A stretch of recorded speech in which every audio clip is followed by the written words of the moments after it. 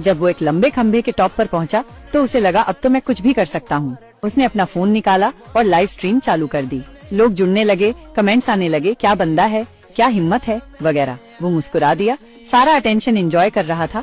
तभी अचानक आसमान में गरज हुई, फिर पीछे से एक जोरदार बिजली कड़कने की आवाज आई और वो घबरा गया। जल्दी से नीचे उतरने के लिए सेफ्टी हुक पकड़ना चाहा, पर हाथ फिसल गया और वो ऊपर से गिर पड़ा। उसकी आंखों के आगे पूरी जिंदगी घूम गई।